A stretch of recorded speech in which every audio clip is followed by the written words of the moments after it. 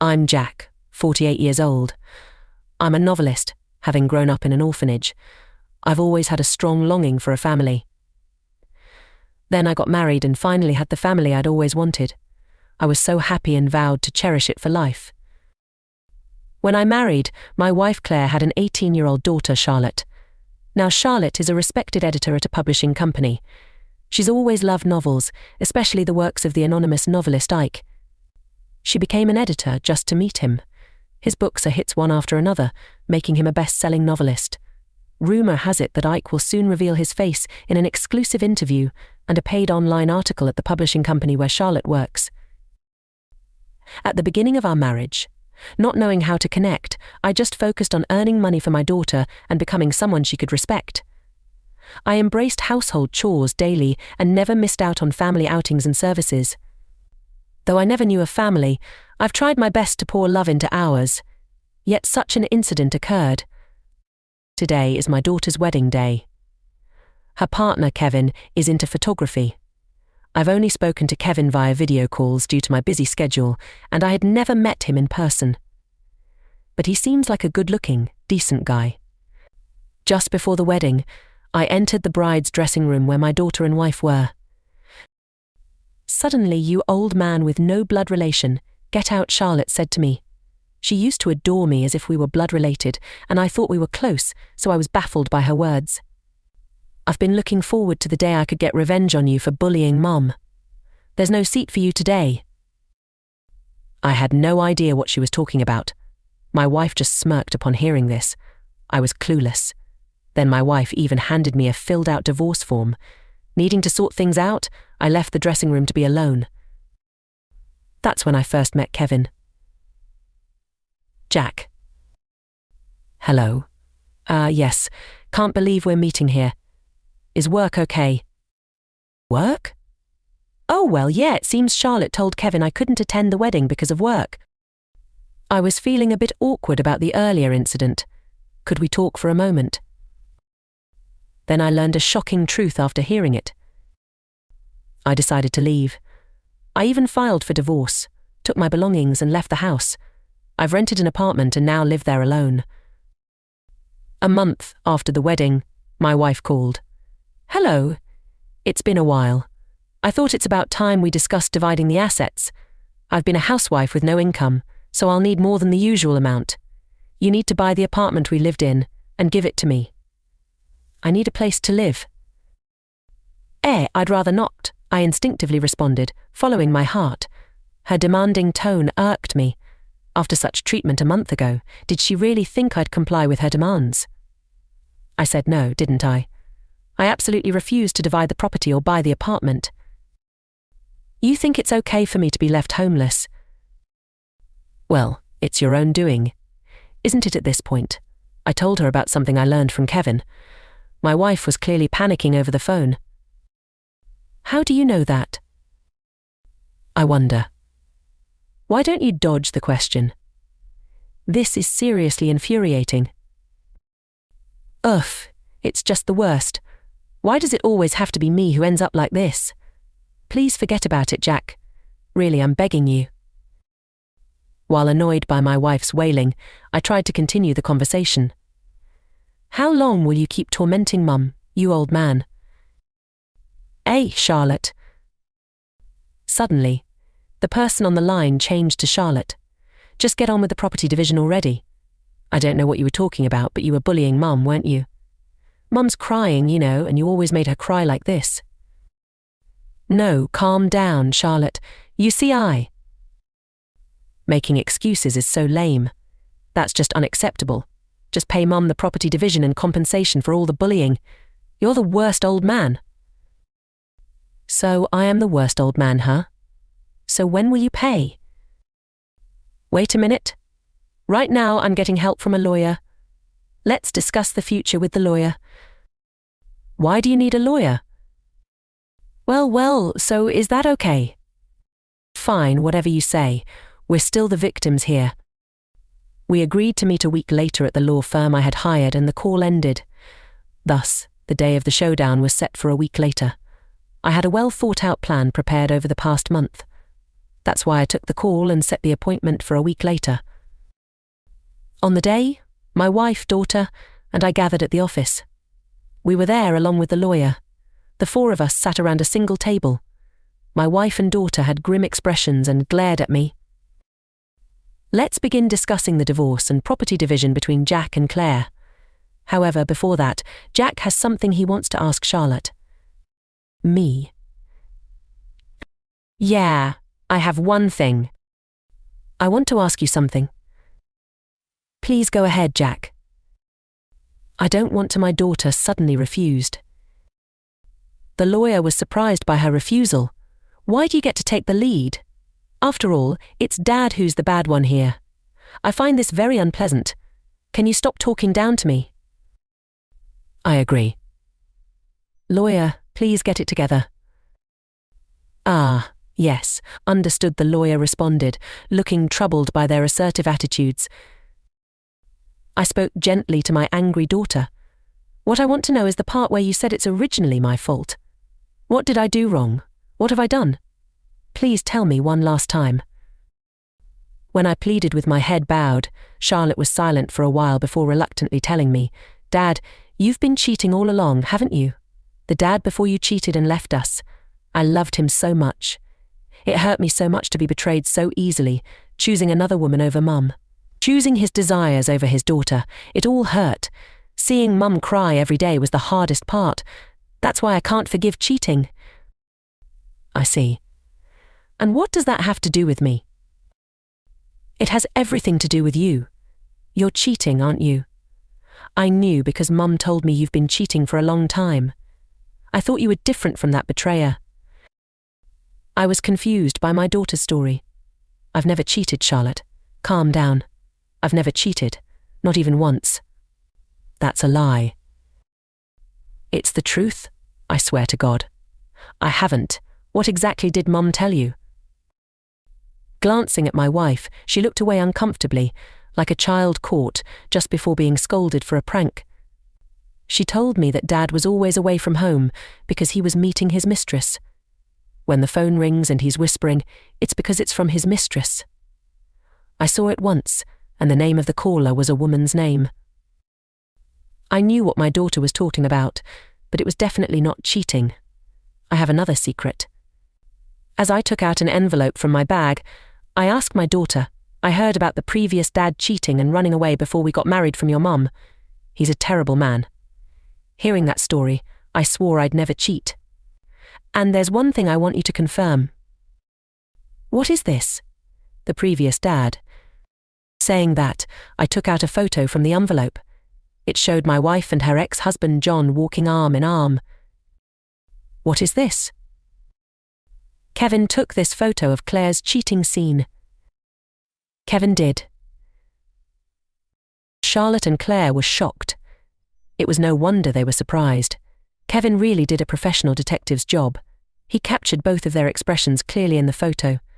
The wrinkles on Claire's face were also perfectly visible, showing it was a recent photo. This was what Kevin told me on the day of the wedding. When he went to a tourist spot for a photo shoot, he saw my wife with an unknown man. They were holding hands, clearly a couple. Kevin, who knows my face, suspected an affair. Imagining the worst, he took a photo just in case. There's not just this photo. I also hired a detective agency and I have photos of them entering a hotel. I laid out the copied photos on the table and explained them to my daughter. No way, that's really him. I've also looked into the ex-husband's background. Turns out he's a novelist, just like me.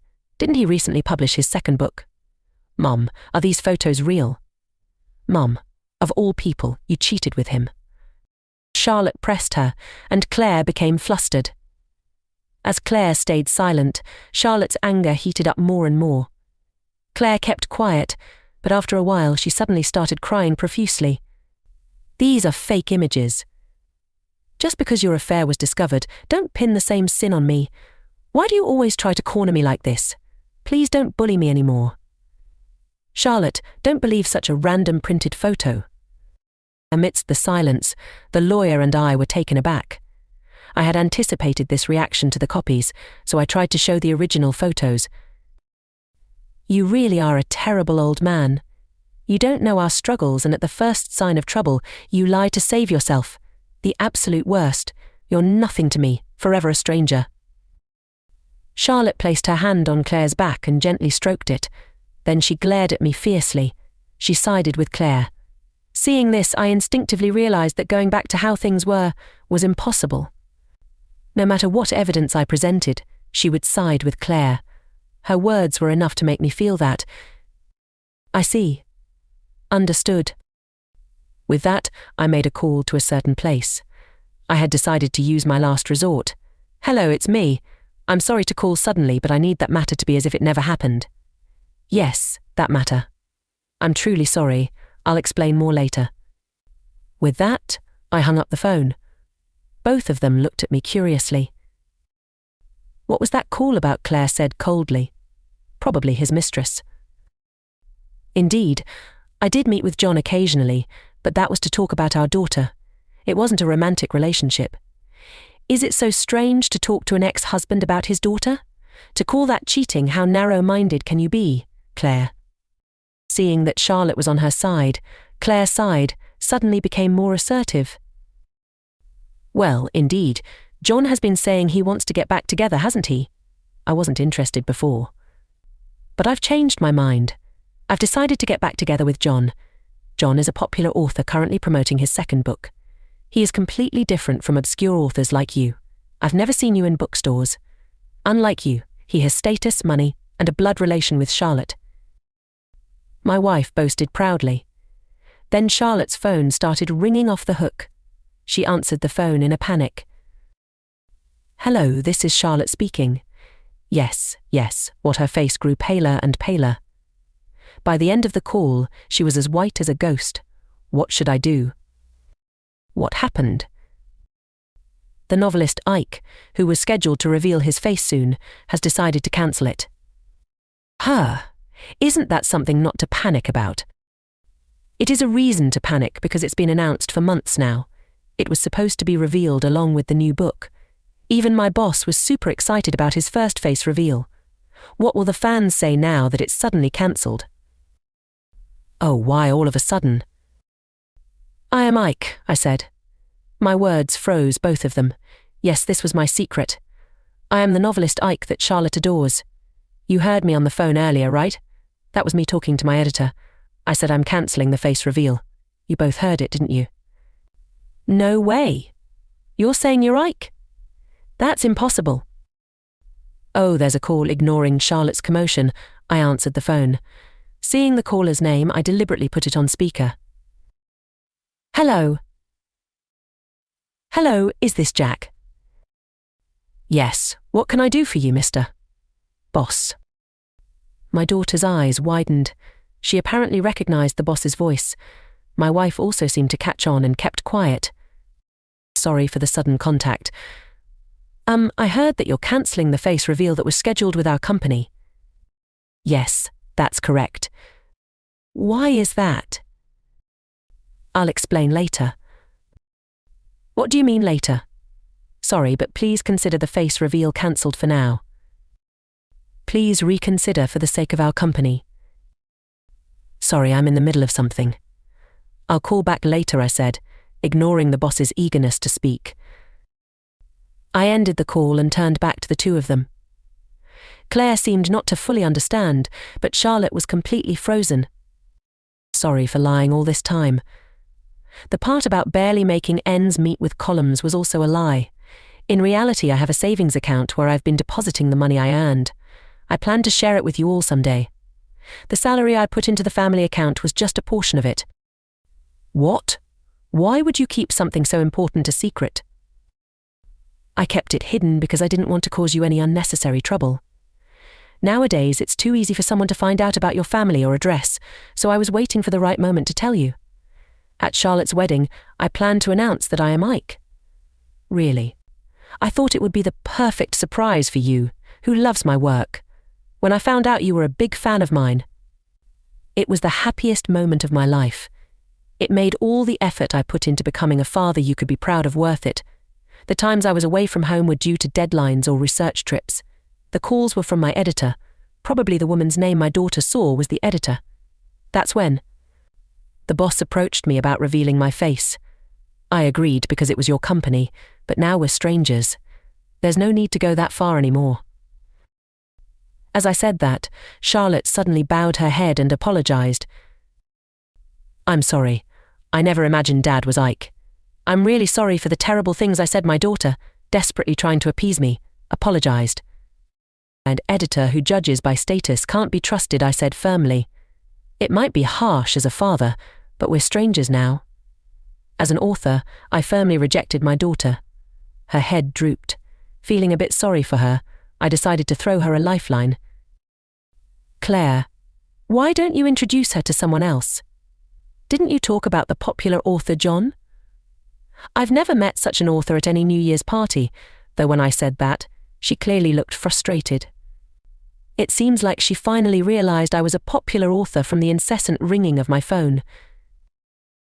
After a while of silence, Claire suddenly said with a smile, Hey Jack, I've decided I won't get back together with John after all. I didn't know you were a famous author and wrongly suspected you of cheating. Sorry, that call was from your editor, right?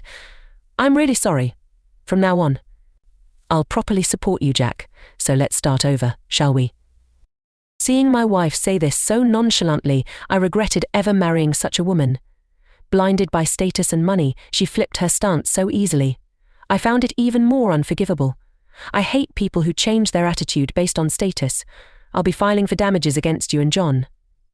What? It's only natural. You even lied to Charlotte. Don't think you'll be forgiven. And Charlotte, I'll explain everything to the boss. Why? Because it's easier that way. I've already told him you're my daughter after finding out I am Ike. I asked him to make sure you wouldn't be ostracized at work. Well, it might be for a different reason now. What have you done? It's the result of your own actions. Sure, I was wrong to keep silent, but you did something you shouldn't have. You acted like victims, belittled me, and flipped your stance as soon as you found out about my position. Live your life reflecting on what you've done. With that, the discussion ended. Due to Claire's extravagance in spending during the marriage, we settled without dividing assets. Afterward, Charlotte was fired, possibly because I detailed the whole ordeal to her boss. Since then, she's been struggling, and it seems there's a crisis in her marriage with Kevin. I heard this when I went out for drinks with Kevin. Claire, having remarried John, seems to be struggling with debt repayment every day. They probably resorted to loans to pay for the damages. John was already known as a struggling author with obviously no savings. Moreover, with the bad rumors from this incident, it's unlikely any company would want to work with him again. I plan to travel abroad for research as soon as I finish my current work. The damages from my wife and John will be spent on enjoying luxury